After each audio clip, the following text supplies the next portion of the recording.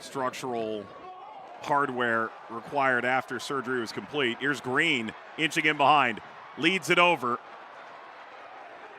Molloy unloads and scores! His first goal for Lexington, the first of the season in the championship, an absolute stunner!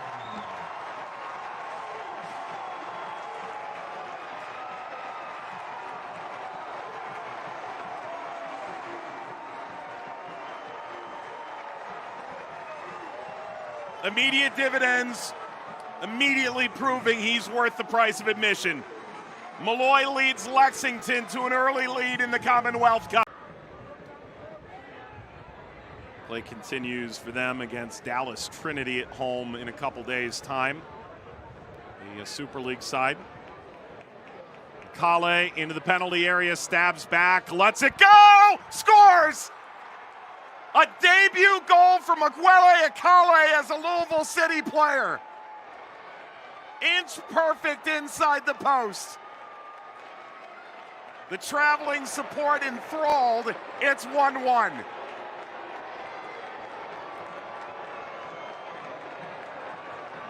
Coming into the offseason, Lou City needed a player that can create space for himself, but also is comfortable driving at the back line. Notice the pace that Akale is putting Hefferty on his heels, making this back line make a decision. Plays to his right-hand side, uses it to his favor, and that touch right there. Louisville said they looked like a shell of themselves against Detroit. Said don't take an inch off what Danny Dicchio's team did to knock them out of the playoffs, but things they hadn't done all 30 games. Trying to get off on the right foot here. This continues for Louisville. The seeking ball back post. McFadden is there. McFadden scores. Aiden McFadden has put Louisville City ahead with 5 minutes remaining on opening night.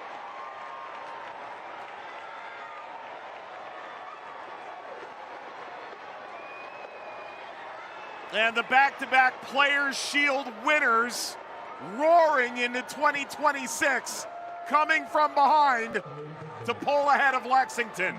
Better side in the second half. Lou City has been good combination play and really soft feet from Chris Donovan. And as he picks up his... This time Kelly on the delivery. Another good-looking ball, and that's not at home. And guess who? The former Riverhound, Sean Suber, against his former club, gets the battery off the schneid in 2026.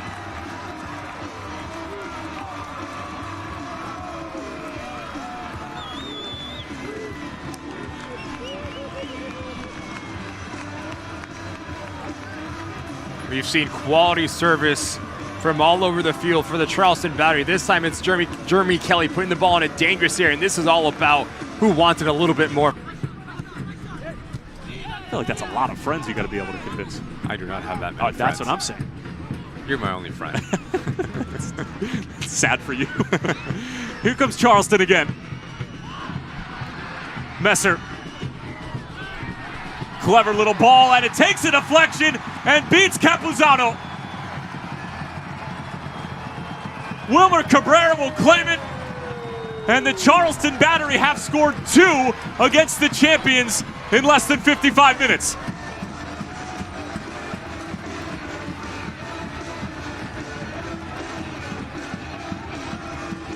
A really well-worked goal for the Charleston Battery.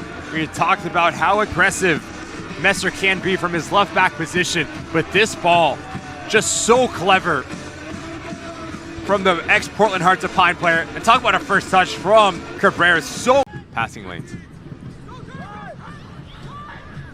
Here comes Danny Griffin for the first time tonight with space and numbers, and a good opportunity. Takes a deflection and an own goal. Charleston punching into their own net. Nathan Messer has rarely put a foot wrong tonight, but he will be credited with the own goal. And the Pittsburgh Riverhounds, really out of nothing, are back into this game. Mentioned the ability to play in between lines. Nice pocket of space here from Danny Griffin, and the willingness to make runs in the attacking 18-yard box. You just cause a little bit of chaos.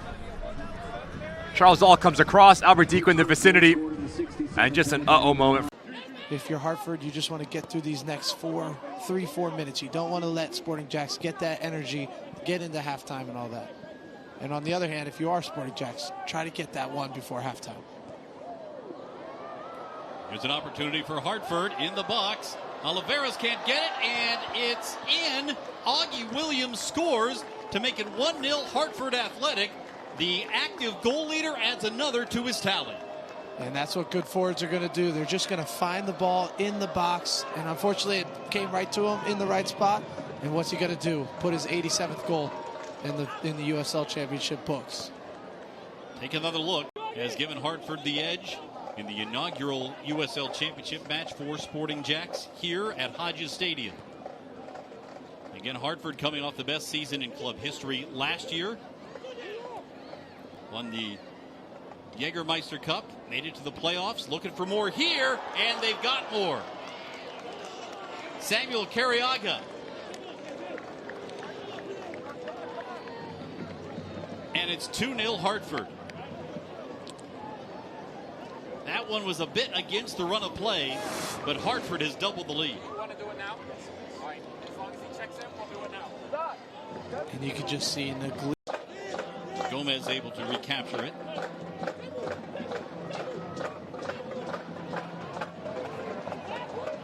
Hartford again, and it's 3-0 along the ground.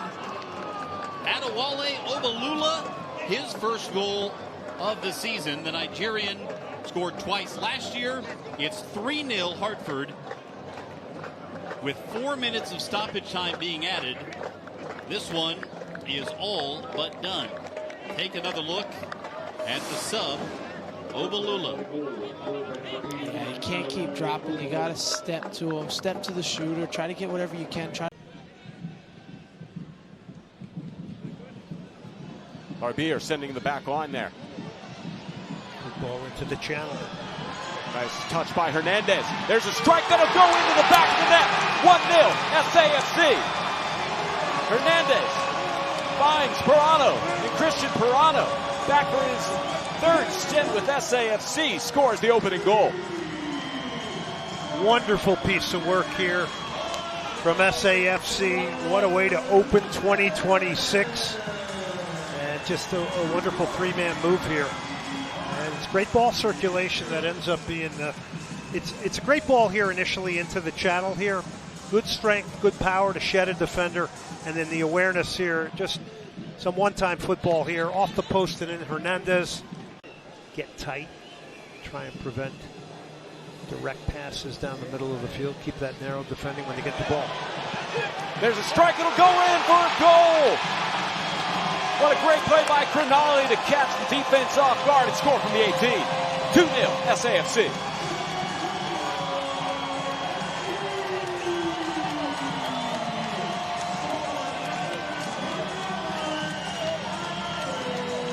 Can't wait to see this one as caught everybody off guard. Nadinza concedes his second goal. How about that from the big man, Alex Crognale? There's nothing better than being a center back, playing a good game, and then add.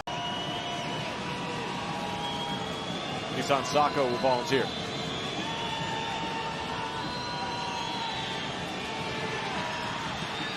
Sends it right and into the back of the net, and that'll be a goal scored. Apologies, 17. That is JP Scearce, the captain, steps up and sends it in to cut the SAFC lead in half.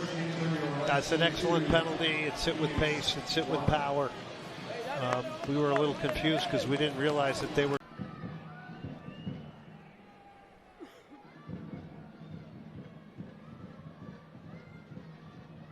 Far post rattled around and an early goal.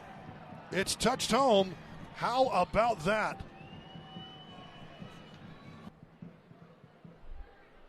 Hoban. Solid distribution by the youngster. That wide open on the left is Moreno. Has to gather a bit. Moreno, the drop, and the shot is off the post. The rebound, Rubín. Rubín, Calvillo. Off the post, but it bounced right to number 14, and that's what he's there for. Even in the 21st minute. Absolutely, and a play that started out of the back with the Indeed, we talk about Calvillo's run with Locomotive. Mahoney is that for switchbacks. That is kept in play, but straight it comes. Moreno trying to turn, and it's fired in for the goal. A huge mistake at the back end. Rubín making switchbacks pay. Just mishandled. Switchbacks could not clear their lines, and Locomotive was. Like I said, announcing his presence with authority. Good long throw in. That's flicked in. What a shot and goal. Off on the left-hand side, we're even at 2. Isaiah Foster. The flick on header. Sam Williams, a beautiful throw in. And all switchbacks needed was a touch. We're level in the 67th minute. And that's the exact kind of thing that I was telling you about. Schaefer's long throw. Cruz got it back into the mix, still loose, and it's in! The substitute scores. It's Marco Micaletto who's got the game's first goal and Tampa Bay's first goal of 2026.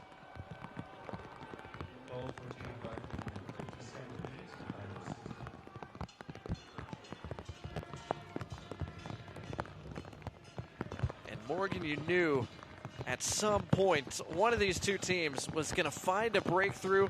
And given how bright Tampa Bay has been to start the second half, only fitting it's Dom Cassiato's side who find the game's opening goal. The replay that we just saw on our end, that looks to be a bit of a phantom corner as this is whipped in and punched away by Delgado. Fisher trying to get an avenue to shoot. He lets it fly!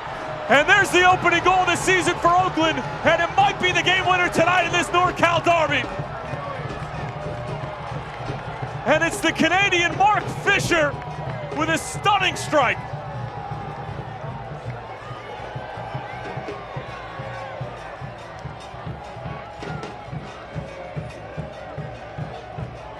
Set pieces, especially on the road, so crucial.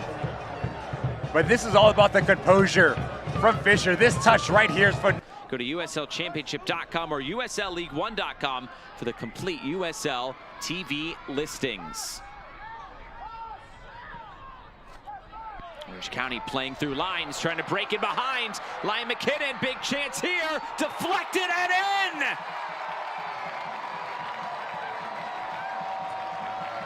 It is Orange County on the board first. 1-0, McKinnon provides it.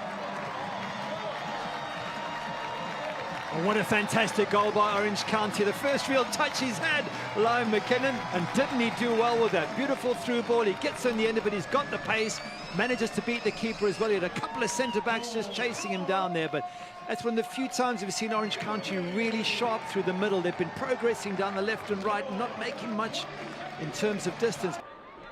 Two more subs preparing for Las Vegas. Trying to aid in this attack. Akale. The service deflected, and it's in! Las Vegas find their equalizer. It is 1-1 late on in Irvine.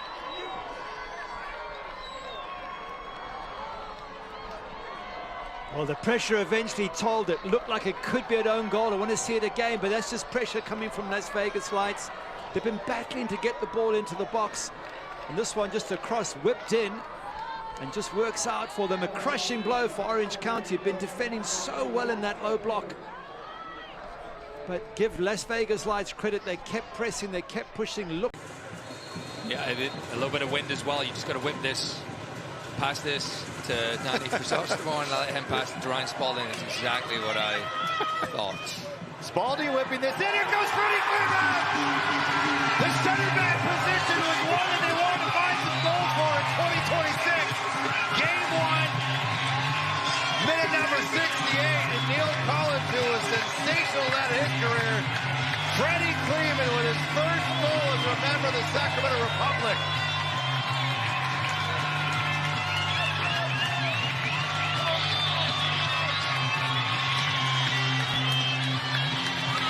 And he takes it so well, Freddy Kleemann. Absolutely smashes that header home. Leaves Tambakis. When when you yell at us for not knowing what player scored, it's because sometimes you can't see who that player is. Edwards, his first touch, he's going for goal. Oh my goodness! He was brought here for that very reason. He scored 8 off the bench in 25. Week 1, 5 minutes in, he's already got his first off the bench. It's 2-0 Sacramento. I mean, what Adam Muffet? We spoke about how clinical he is, Kyle Edwards. For Brooklyn FC in the championship. A Shield winner in USL already. Played at Siena up the road. Has a chance to etch his name into Brooklyn soccer history. Obregón. Obregón soaring and scoring for Brooklyn's first championship goal.